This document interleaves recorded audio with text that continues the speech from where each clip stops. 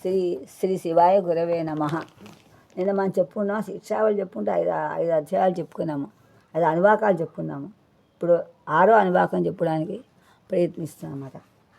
ఇవన్నీ కూడా ఉన్నాయి కదా, ఇతర భాషలు అందరికీ అర్థం అవ్వాలంటే గురువుగారి కవిత్వం అర్థం అవ్వాలన్నా, గురువుగారి తత్వం అర్థం అవ్వాలన్నా ఇవన్నీ తెలిస్తే బాగా తొందరగా అర్థమవుతుంది. ముందే ఇవన్నీ చెప్తే ఎందుకు, ముందు కవిత్వం ముఖ్యం అనిపించింది నాకు. ఎందుకో ఇవి చెప్తే ఇందులోకి వెళ్తే ఇప్పుడే ఈ తత్వం కొంచెం నా గురువుగారి తత్వం తెలుస్తున్నారు కాబట్టి కవిత్వం అది ఆయన ఎక్కువ ఆధ్యాత్మికంగా శైవతత్వానికి ఎక్కువ విలువ ఇచ్చారు. ఆ తర్వాత ఇప్పుడు సంస్థానం తిరిగి అంత ఇచ్చినా దానికి ఎక్కువ ప్రాధాన్యం ఇచ్చారు. ఆ ప్రాధాన్యం ఇచ్చిన దాన్ని తెలుసుకోవాలంటే అందుకే ఆయన ఉదాహరణలు, శతకాలు, సులభాతాలు, మహాకావ్యాలు, అంతా ఖండకావ్యాలు, ఆసుగా పద్యాలు, ఆసుగా అనేక పుస్తకాలు రాయగలిగారు. అందరూ కావాలని ఆపోసు పెట్టలేకపోతే ఆయన ఒక లక్ష్యమే భూమి మీద పోతే లక్ష్యం తీరిపోయింది, వెళ్ళిపోయారంతే. అందువల్ల ఆయన లోకాలయం కోసం వచ్చారంటే ఆ వంశం లోకాలయం చూసి వెళ్ళిపోయి ఒక పీఠం తయారు పెడదాం అనుకున్నారు. కానీ పెట్టలే. ఆయన కోరుకుండిపోయింది పీఠం పెడదామని. మఠం కాదు, పీఠం మఠాపత్యం హృతవచనం అన్నాడు కదా. పౌరోహిత్యం రజని సీతం బ్రాహ్మణిత్వం నియోగ మాఠాపత్యం హనుతవచనం సాక్షివాద పరాన్నం బ్రహ్మద్వేష కలజ నిరతి ప్రాణినాం నిర్భయత్వం మా భూదేవం మమ జన్మ జన్మాంతరేషు అని అప్పయ్య తిరిగి చెప్పాడు. ఆయనకి ఆ శ్లోకానికి ఎందుకో తగిన అనిపించింది. పీఠం మఠం పెడదాం అనుకున్నా, పీఠం శైవపీఠం పెడదాం, మఠాపత్యం పీఠాధిపత్యం అని అనుకున్నారు. ఎందుకు మన పీఠం ఏర్పాటు చేయలేదు, అవ్వలేదు, సహకరించలేదు. ఆ కోరిక అన్న చాలా ఇప్పుడు నేనే పీఠం ఏర్పాటు చేస్తాను. ఎందుకంటే ఒక శిష్యుంచాలని చేసేవాడు. 300 గ్రామ శిష్యులు ఆయనకి, తాతగారు అందరికి కూడా. ఆ లక్ష్యంతో వచ్చి ఆ లక్ష్యంతో వెళ్ళిపోయారు అంతే. అందరూ కూడా లోకాన్ని మంచి చేశారు. ఆ వేదాలు అవన్నీ కూడా ఉపనిషత్తు వేసాలు అంతా ఈ లోకంలో పద్యాల ద్వారా శ్లోకాలతో అందరూ అర్థమయ్యేతో చెప్పారు. పాండిత్యం ఒక ఇంతలే రైతులన్ ప్రాసంబులన్ అని భాష సంత ఎంత ఎక్కడెక్కడ ఎతులు భాషడమ్మ. భారతం ఒక పరింతేని చింతింపక యుద్ధమో చేస్తున్నాడు, ఎతుప్రాసం ఇష్టమో చేసేస్తున్నాడు వాడు. కవిత్వం అని తెలియట్లేదు. కవిత ఆసక్తి నశించిపోయినది కాలముందు ఎల్లరుళ్ళు కవుల ఈ భావ కవిత్వ రచన ఆమోదంబులే. ఇలా ఎక్కడక్కడ రాసుకుంటూ వెళ్ళిపోయారంత ఆయన. అంటే ఛందస్సు ప్రకారం అనుకున్న ఛందస్సు అంటే ఓంకారం. ఆ ఛందస్సు ఛాందసం అంటే కట్టుబడి ఉండటమే ఛాందసత్వం. వేదశాస్త్రంలో ఏ చెప్పారో దానికి కట్టుబడి ఉండటమే ఛందశాస్త్రం. కట్టుబడి బతకటమే, అదే కట్టుబడి చేయటమే. తాళేసి కట్టం కాదు, మాసం కట్టం కాదు, ఆచరణ పరివర్తన వల్ల కట్టిపెట్టడం. అందరికీ ఆలస్యంగా నిలిచారు. ఆ కాలం వెళ్ళిపోయింది. అయినా కూడా ఆయన మనం పోలేదు. ఇవన్నీ అందరికీ అర్థమయ్యే రీతిలో ఉండాలి నా తపన, తాపత్రయం. ఎవరో వింటున్నా సంతోషంగా చెప్తున్నా, కానీ ఎప్పుడూ నేను వింటా నా పనికి వస్తాయి కదా. ఎవరో మెచ్చుకుంటాను కానీ నేను వింటా నా పనికి వస్తాయి. ఇలాంటి తాతల వాళ్ళకి కూడా పనికొస్తాయి, రాబోతున్న కూడా పనికొస్తాయి అనేటువంటి అత్యాశ కాదు, తెలియాలి, అందరికీ తెలియాలనేటువంటి తపంతో చెప్తున్నాను. చాప్రాదే ప్రచోదిత. వాళ్ళు ఎలాగే తిరగమారా అని తెలియాలి. వాళ్ళ కళలు తెలిస్తేనే ఎలా బతకాలో తెలిసింది. రావణ భావ చదివితేనే ఎలా ఉండకో ఎలా బతకాలో తెలిసింది. అలాగే ఇవి తెలిస్తేనే ఆధ్యాత్మికంగా ఎలా బతకాలో తెలుస్తుంది అని నాకు ఒక పరిచయం. అందువల్ల ఇవి తెలుసుకోవాలి. ఇప్పుడు మన ఆలోచన చెప్తూ షష్ఠో అనువాకం, శిక్షావళిలో షష్ఠో అనువాకం.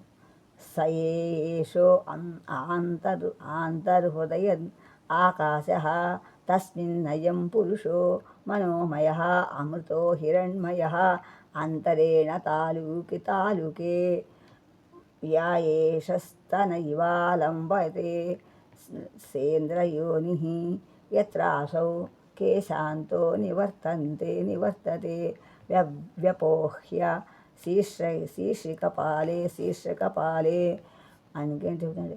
హృదయం లోపల ఎలాంటి ఆకాశం ఉన్నదో దాని ఎందు జ్ఞానమయుడు అయినటువంటి శాశ్వతుడు జ్యోతిర్మయుడగు నీ పురుషుడు ఒక పురుషుడు ఉన్నాడు. ఈ పురుషుడు పురం అంటే పట్టణం, పుర రేఫాంతం, పురుషబ్దం, ఇవన్నీ విశేషాలతో ఉన్నాయి. మేము తెలుసుగా తెలియదు. పురుడు అంటే ఆడమగా భేదం చెప్పకూడదు. ఎవరు 9 నవరంధ్రాలతో నిండుకుంటాడో వాడు. ఏ 9 రంధ్రాలు మంచి కళ్ళు ముక్కు చెవుని చెప్పుకున్నాం మనం. ఎవరైనా ప్రాణం పోతుంది. వీరికి వాడు ఆ పురుషుడు, ఆ కలవాడు మంచిలో జ్ఞానపడి వాడు. ఎలాంటి వాడు జ్ఞానుడు అని ముందే చెప్పాడు. ఆయన సహనాభం చెప్పాడు. మా ఇద్దరం అని చెప్తున్నాడు. అంటే మనము కూడా వాయుదేవతలతో కలిసి ఉన్నాం. అజ్ఞానదేవంతో మనలో ఎవరున్నా మనం తెలుసుకోవట్లే, అంతే. వంట చేస్తున్న ఎలా ఉప్పుగా అంత తెలియదు. మనం తెలిసింది చింతపండు వల్ల మంచి రెండు తోసుకోవచ్చు, అలాగే బంగారం ఉంటే చెడు చేయొచ్చు, మంచి చేయొచ్చు. ఇది ఎన్ని రకాలైన పోసేప్పుడు బంగారమే. అలాగే ఉంది అక్కడ జ్ఞానమే. ఆ జ్ఞానమేమో శాశ్వతమైంది, జ్యోతిర్మయమైంది. జ్యోతిలో ధారాకాశంతో ఉంది.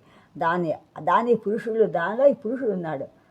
పట్నం దాంట్లో తాగుల మధ్య స్థనము వలె వేలాడు మాంసఖండము అంగుడు కాదు. సరే, అక్కడ మన నోట్లో అంగుడు ఉంటుంది. మింగడాల భాష చెప్తే అంగుడి స్థానం అంటారు. లోపల కొండనాలకు అంటాం దాన్ని. అక్కడ సుషుమ్న అను నాడి కాదు.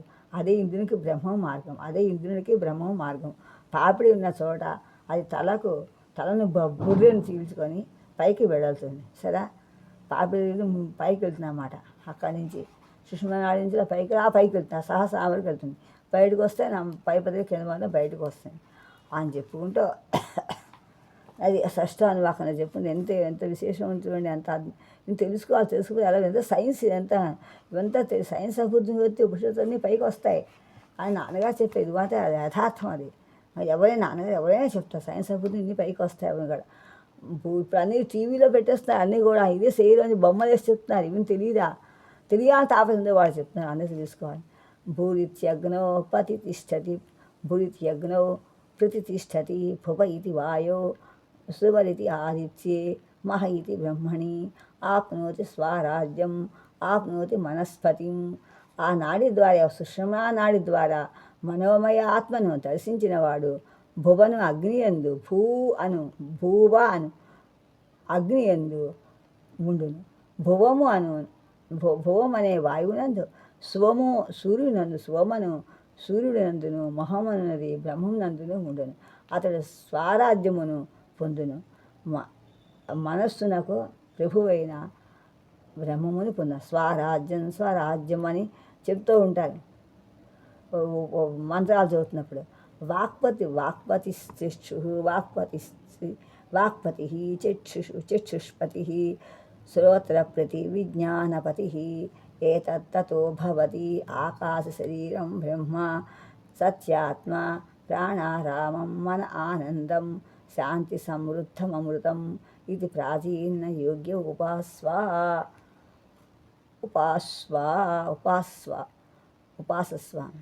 ఈ విధంగా స్వరాజ్యం ఉంటుంది. ఈ స్వరాజ్యాన్ని, తన యొక్క రాజ్యాన్ని, బ్రహ్మమును పొందినవాడు వాక్కులకు పతి, నేత్రపతి, శ్రోతలకు పతి, విజ్ఞానపతి అయ్యగును.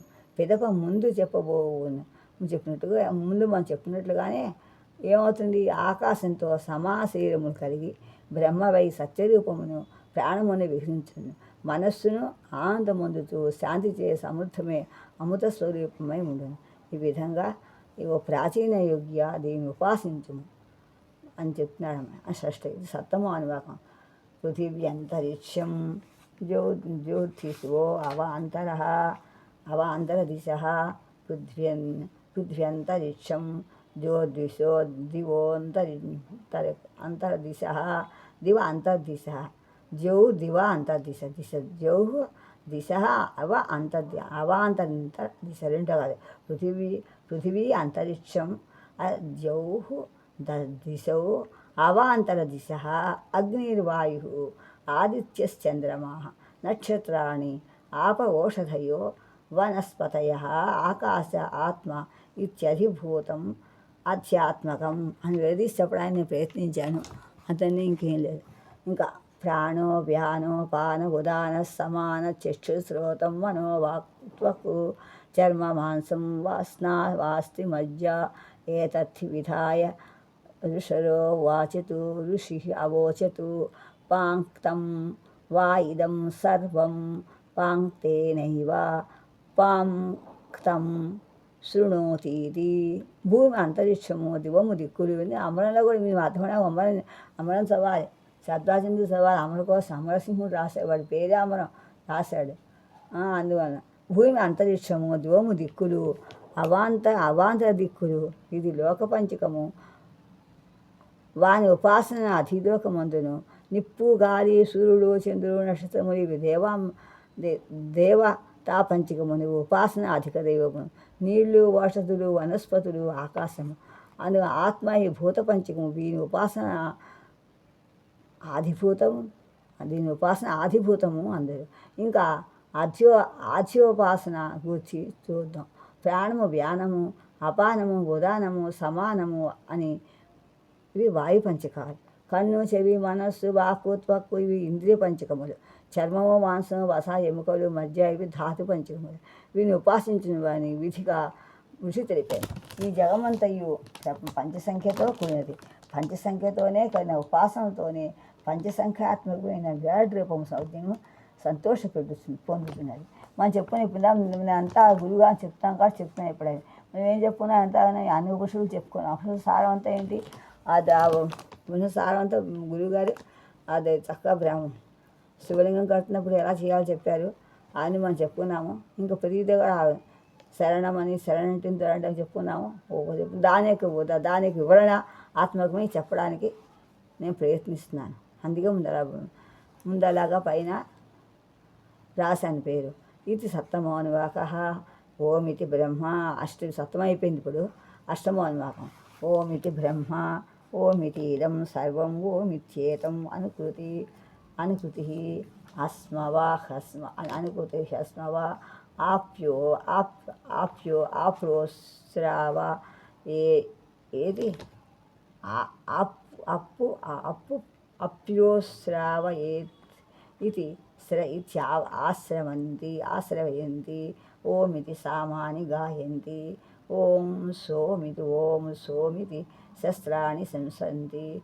ఓమితి అధ్వర్యు ప్రతిగరం ప్రతిగుహా గుణాతి. ఓమితి ప్రస్తౌతి. ఓమితి అగ్నిహోత్రమనుజాతి. మొత్తం ఓమని పుట్టి చెబుతున్నాడు. ఓమితి బ్రహ్మణ ప్రవక్షాన్నాహ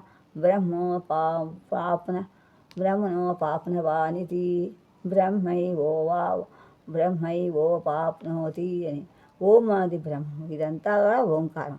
మంత్రోచ్చారణ ఓం అని అనుకరణము చేయుదురు. ప్రైషపూర్వకముగా పలుకున్నప్పుడు ఓం అని వినిపించరు. ఓం అని సామలు గానము చేయదు, సామగానం చేస్తారు. ఓం సోం అని శస్త్రములను ప్రశంసించరు. ఓం అని అధ్వర్యుడు ప్రోత్సాహముతో పలుకును. ఓం అని బ్రహ్మ ఋత్వికు అనుమతించును. హోము చేయుటకై అగ్నిహోత్రమును గూర్చి ఓం అని అనుజ్ఞ ఇచ్చును. అయితే ఓం అనకపోతే ఆజ్ఞ ఇవ్వదు. బ్రాహ్మణుడు వేదములను ఆత్మను గూర్చి చెప్పదలుచుకోవచ్చు. బ్రహ్మమును పొందుతాడని తెలుస్తూ ఓం దీన్నే బ్రహ్మమును పొందును అంటారు. ఇది చూసుకుంటే ఎంత మాకు ఆలోచిస్తుంది. కరంగా ఏదైనా స్థుతి చేస్తుంటే పూజ కూర్చుంటే కరంగాన్యాసాలు చెప్పి కలశుద్ధి అయిన తర్వాత అంగన్యాస కరంగాసాలు చేస్తాం. ఎంత ముద్రలకి చెప్పచ్చు. ఇవన్నీ ఊహించే నా మంత్రంలో యంత్రం అని చక్కగా రాశాడు. అపహార స్తోత్రంలో శంకరాచార్య మనకు అందించారు. ఇవి చూసే అని దేని జోలికి వెళ్తాను నేను. ఏ శ్లోకాలు కానీ ఏ వ్యాఖ్యానాలు ఎవరు నేను చెప్పడం లేదు. చెప్పే అర్హత అదృష్టం కూడా నాకు చేత కాదు కూడా. కానీ ఈ పదిలోక తప్పదని అందరూ తెలుసుకోవాలి. నా వ్యాఖ్యల గురించి ఎవరికి అర్థమవుతుంది, చెప్తే అర్థమవుతుంది అనిపించింది నాకు. అందువల్ల నేను ఏం చేస్తున్నాను, నా బుద్ధితోటి ఇవి అందరికీ తెలియాలి. ఈ లోకాన్ని అందరికీ లేకపోతే మేము బతకలేము. మా శరీర అవయవాలాగా మా పప్పు కూర పచ్చడి ఎలాగో బట్టలు వేసుకుని స్టైల్గా ఆకారంగా అందంగా రోడ్డు మీద వెళ్తాం. ఇది మా శరీర అంతర్గతమైన విషయాలు తెలుసుకోకపోతే ఎట్లాగా ఆయన తప్పని చెప్తున్నారుగా. నాకు కూడా ఏమి రాదు. అసలు నవమో అనువాకహ ఇప్పుడు అష్టమో అనువాకం పూర్తయిపోయింది. నవమో అనువాకం. రుదంచ స్వాధ్యాయ ప్రవచనేన సత్యంచ స్వాధ్యాయ ప్రవచనేన తపశ్చ స్వాధ్యాయన ప్రవచనేన దమశ్చ స్వాధ్యాయ ప్రవచనేన శ్రమశ్చ స్వాధ్యాయ ప్రవచనేన అగ్నియశ్చ స్వాధ్యాయ ప్రవచనేన అగ్నిహోత్రంచ స్వాధ్యాయ ప్రవచనేన అతిథయశ్చ స్వాధ్యాయ ప్రవచనేన మానుషం స్వాధ్యాయ ప్రవచనేన ప్రజా చ స్వాధ్యాయ ప్రవచనేన ప్రజనశ్చ స్వాధ్యాయ ప్రవచనేన ప్రజాతిశ్చ స్వాధ్యాయ ప్రవచనేన అని. అంటే మనం ఇప్పుడు అర్థం ఏం తెలుస్తుంటో కూడాను వినిమ మంత్రాలు గుళ్ళో పూజలు చేస్తున్న చదువుతారు. అందరూ కూడా పురోహితులు చదువుతారు. ఇవన్నీ కూడా అని చెప్తారు. ఎందువల్ల పౌరోత్యం వద్దని చెప్పారు గురువు శ్లోకం చెప్పి ఆయుసం గారు దాన్ని చెప్పడం ఎంత కష్టమో, అనుభవించడం ఎంత కష్టమో, ఎటువా చేసే చెప్పడం అంత కష్టం. చేసినప్పుడు చెప్తారా వాళ్ళు? సహనభూతిగా ఉన్నారా? కాలగుణంగా కలియుగంలో ఆయన చదవడం చాలా కష్టం. అందుకు కష్టం కాబట్టే ఆయన పౌరోహిత్య శ్లోకం రాయగలిగారు. అప్పయ్య గారు ఆ శ్లోకం వచ్చింది. ఇలా ఏం చెప్తున్నాడు? తన యొక్క కర్తవ్యాన్ని వేద పఠన పాఠములను ఆచరింపదగినవి. సత్యము వేద పఠన పాఠనము ఆచరించాలి. తపస్సు వేద పఠన పాఠనాలు ఆచరించాలి. చెప్పాలి, తెలుసుకోవాలి, చదువుతుండ. పఠనమని చదవడం, పాఠమని చెప్పడం అన్నమాట. ఇవన్నీ కూడా అవి తపస్సు అన్నమాట.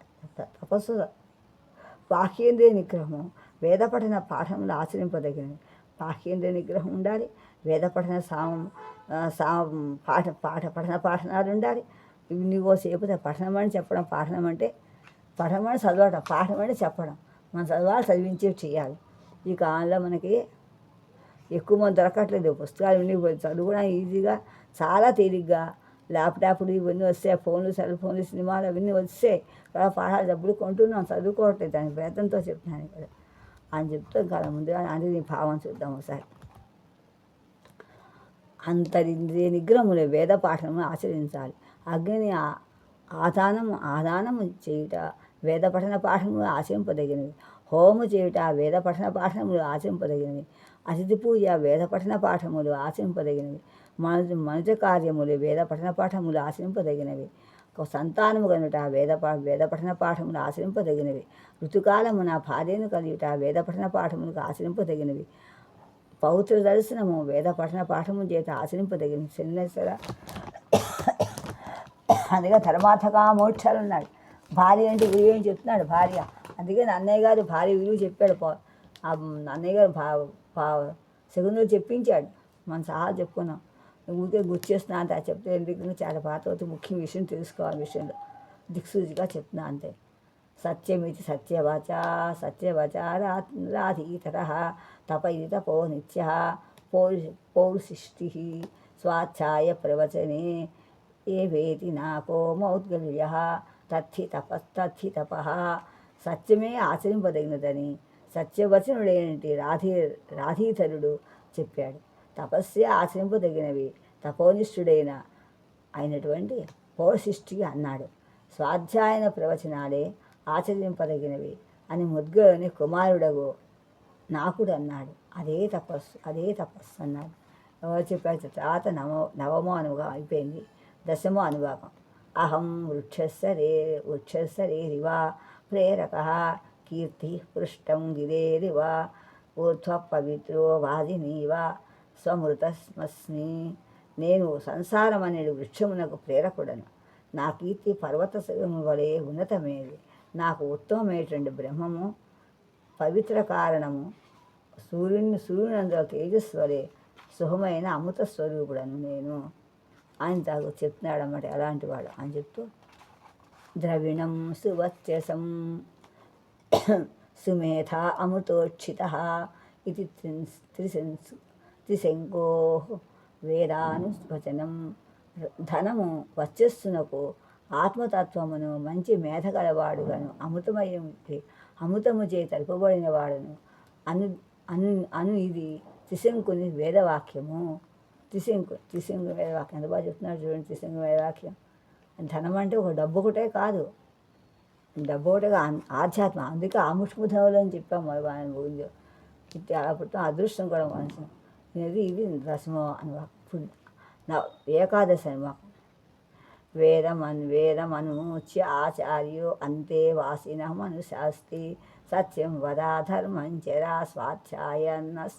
స్వాధ్యాయాన్న ప్రమద ఆచార్య ప్రియం ధన ఆవృత్య ప్రజాతంతు మా వ్యవచ్ఛేత్సి సత్యాన్న ప్రమదితవ్యం ధర్మాన్న ప్రమదితవ్యం కుశలాన్న ప్రమదితవ్యం భూత్యైన ప్రమదితవ్యం స్వాధ్యాయ ప్రవచనాభ్యాం న ప్రమదితవ్యం దేవపితృకార్యాభ్యాం న ప్రమదితవ్యం. ఇవన్నీ కూడా గుళ్ళో ఇప్పుడు మంత్రాలు చదువుతూ ఉంటా సమయానుకూలంగా. ఇవన్నీ సమయానుకూలంగా సమయానుకూలంగా సందర్భానుకూలంగా చదువుతూ ఉంటారు అని తెలియాలని చెప్తున్నమాట. నేను ఉపనయనం ఇప్పుడు తన దగ్గర తీసుకోండి. అంటే దగ్గర సమీపం ఏముండదు. తన దగ్గర తీసుకొని ఏం చెప్తున్నాడు ఆయన ఆచార్యుడు. ఉపనయనం తర్వాత ఆచార్య దగ్గర తీసి వేదం చెప్పి శిష్యునికి ఆ క్రింది విధంగా తప్పక చేయమని అనుశాసిస్తాడన్నమాట. ఏమని? సత్యం పలుకు, ధర్మం ఆచరింపు, వేదాధ్యయములో ప్రమాదపడకు, ఆచార్యానికి ఇష్టమైన ధనమును దక్షిణముగా ఇచ్చి సంతానమైనటువంటి తీగను తిరింపకము. గురువు డబ్బుతో ఎవరిని కొలవక. అందుకు గురుగారు ఎక్కడ చెప్పినా చదువు డబ్బులు తీసుకునేవారు కాదు. ఎక్కడ డబ్బులు ఇస్తే డబ్బుతో కొలుస్తున్నావా అనేవారు. నిజంగా అంత ఆత్మనిర్భరం ఉండడం చాలా కష్టం. తాను ఉన్న డబ్బులే బోడంత ఆస్తి. మల్లంపల్లి వారంటే కోటీశ్వరుడు. ఆవిడ ఆస్తి అంతా దాన ధర్మాలు వాళ్ళకి ఉంచుకోలేదు. నాకు దేవుడు 3 అడుగులు ఇచ్చాడు సారే అని అంటే ఈ శ్లోకాన్ని కట్టుబడ్డా, గురు శిష్ట అనుబంధానికి కట్టుబడ్డా. అంతేగాని లోకవాసం డబ్బులు ఖర్చు అంతర్ముఖులు వాళ్ళకి కట్టుబడలేదు. ఆచార్యానికి ఇష్టమైన ధనము దక్షిణముగా ఇచ్చి సంతానమైన తీగను త్రెంపకు. చూసావా? సత్యము నుండి ప్రమాదపడకు, ధర్మము నుండి ప్రమాదపడకు, నీ క్షేమము నుండి ప్రమాదపడకు, శుభకర్మ నుండి ప్రమాదపడకు, వేదాధ్యయమున అధ్యయనములో ప్రమాదపడకు, దేవతలకు పితరులకు సంబంధించిన కార్యములో ప్రమాదపడకు. అన్నీ కర్తవ్యం చెప్పింది. ఇవి చూసి అర్థం ధర్మాతక మోక్షాలు మనకి కనిపిస్తున్నాయి. చెప్తూ 11వ అనువాకం చెప్తున్నాము. ఏకే చాస్మన్ ఛయాంసో బ్రహ్మణ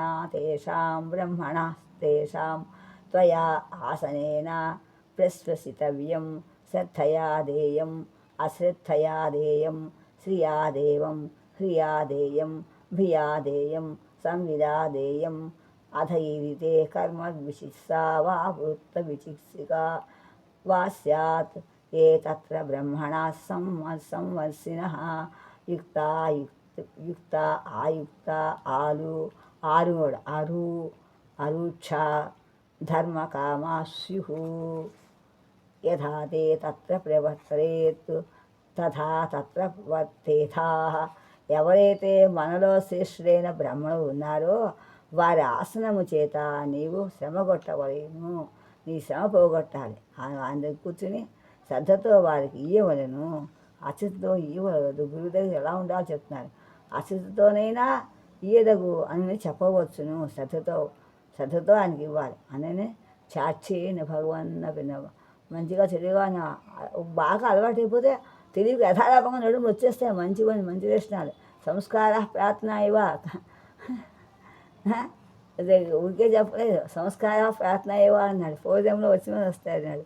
అది శుభదృష్టితో ఇవ్వలేను, శాస్త్రాల భయముతో ఇవ్వలేను, దేశకాల పాత్ర జ్ఞానముతో ఇవ్వలేను. అప్పు చేసి బతకూడదు. దేశకాల పరిస్థితిని బట్టి మనం బతకాలి. ఆ కాల అనుగుణంగా మనం ప్రవర్తించాలి. అక్కడ పట్టింది జ్ఞానంతో ఇవ్వాలి. దాంతో ఉన్నాయి డబ్బులు ముష్టాలు అవ్వకూడదు. కానీ ముష్టాలు అవ్వటం అంటే ఏంటి? అంత ఆధ్యాత్మిక శక్తి ఉంటే ఇవ్వచ్చు. ఆ సంగతి పొందకపోతే తనకు మాన ధర్మం లోకధర్మం అంటారు. ఆ తనకు మాన చెడ్డ బేరాన్ని పేరు ఎందుకు వచ్చింది? అది చేయబట్టి అంటే తనకు మాన ధర్మం అంటే తనకి ఎందుకు ఇంకా చాలే అంటే ఒక లక్ష్యం కోసం వెళ్ళిపోయారు అంతే వాళ్ళు. నీకు నాకు మాల ధర్మం అనుకోలేదు వాళ్ళు. మల్లంపల్లి వారి వంశం అలాంటిది అని చెప్పుకుంటే అలా అంటూ మల్లంపల్లి వారికి అలాంటి వాళ్ళు చాలామంది చాలామంది ఉన్నారు. కోట్ల మంది ఉన్నారు అలాంటి వాళ్ళు. అని కర్మలతో సందేహము కానీ నడతలో సందేహము కానీ నీకు కలిగితే వారి విషయంలో విమర్శకులు, యోగ్యులు, అభియుక్తులు, మెత్తని హృదయం కలవారు, ధర్మకాలమైన బ్రాహ్మణులు ఎలా చేస్తారో తెలుసుకొని నీవు అలా చెయ్యన్నా. చందబాబు చెప్పేసారా? అందుకే చెప్పాడు. భారతంలో కూడా ఏం చెప్పాడు? ఏది ధర్మం, ఏది ఇలా బతకాలని అన్నాడు అక్కడ. తర్కో ప్రతిష్ట సుతయో విభిన్నా మహాజనో ఎనగత సపంద. ఏ దానం అందరూ ఏదో ఆ దానం వెళ్ళా అన్నాడు. తర్కో ప్రతిష్ట సుతయో విభిన్న. అనేక విధాలు ఉంటాయి. తర్క ప్రతిష్ఠ తర్కం వాదిస్తారు. సుతయో విభిన్న మహాజనో ఏకసపంధ. శ్లోకం వచ్చిపోయింది. అది తర్కో ప్రతిష్ట సుతయో భేద మహాజనో. ఏది అంటే ఒక దేశం ఉంది. అథాభ్యాఖ్యాతేషు ఏ తత్ర బ్రహ్మణా సంవర్షిణః యుక్తా అరుక్ష అర్ధకామాస్యు యథేతే యథా తేషు వర్తరేన్ తథా తేషు వర్తేత. ఏదో ఒక దోషము గల అభియుక్తుడి విషయంలోనూ విమర్శకులు యోగ్యులు అభియుక్తుల మెత్తని హృదయం గలవారు ధర్మకాములైన బ్రాహ్మణులు ఎలా వర్తిస్తారో అట్లా నువ్వు కూడా వర్తించు. దాతృపతి పెద్దవాడిని అడిగి తెలుసుకో. అదే కులాచారం. అంతే. ఎవరిని బట్టి అడగకూడదు. అందులో ఎవరు బాగా వెళ్ళి పెద్దవాడు ఏ దాముడు ఆ దారంబడు మహాజన ఏనగత సపంధ సదాచారమూర్తిని నువ్వు ఎలాగైతే మా పూర్వీకులు పెద్దవాళ్ళు ఏ మతంలో వస్తే ఉన్నారో మతానుసారంగా కులానుసారంగా మతాన్ని తీసుకుని పైకి వెళ్ళాలి. ధర్మబద్ధంగా ఉతకాలి. ధర్మం అది మహా ఏషా దేశ ఏషోపదేశ ఏషా వేదోపనిషత్తు ఏతదనుశాసనం ఏవం ఉపాసితవ్యం ఏవం ఉచ్చైతదు ఉపాస్యము. ఇది ఆజ్ఞ, ఇది ఉపదేశము, ఇది వేదరహస్యము, ఇదియే వేద శాసనము. ఇలా ఉపాసించబడినట్లు ఉపాసించబడిన అని చెప్తున్నాడు. ఇది ఏకాదంగా ద్వాదశ అనుభాగం. ఓం శం నో మిత్ర శం వరుణ శం నో ఓం శం నో మిత్ర శం వరుణ శం నో భవత్సర్వం స్వర్యమా శం న ఇంద్రో బృహస్పతి శం నో విష్ణురుక్రమ. సూర్యుడు మాకు సుఖమిచ్చుగాక, వరుణుడు మాకు సుఖమిచ్చుగాక, మాకు ఆర్యముడు సుఖమిచ్చుగాక, ఇంద్రుడే బృహస్పతి మాకు సుఖమిచ్చుగాక, విశాలమైన పదములు గల విష్ణువు మాకు సుఖమిచ్చుగాక. నమో బ్రహ్మణో నమస్తే వాయో త్వమేవ ప్రత్యక్షం బ్రహ్మాసి త్వామేవ ప్రత్యక్షం బ్రహ్మవాదిశం ఋతమవాదిశం సత్యమవాదిశం తన్మావదీతు తద్వక్తారమవతీతు అవిద్మాం అవిద్వక్తారం. బ్రహ్మములకు నమస్కారం. వాయువా నీకు నమస్కారం. నీవే ప్రత్యక్షమైన బ్రహ్మవు. నిన్నే ప్రత్యక్షమైన బ్రహ్మముగా పలికితేని శాస్త్ర విహితమైన దానిని పలికితేని త్రికరణ శుద్ధిగా సత్యముని పలుకుతేని అది నన్ను రక్షించాను, ఇది వక్తను రక్షించాను అని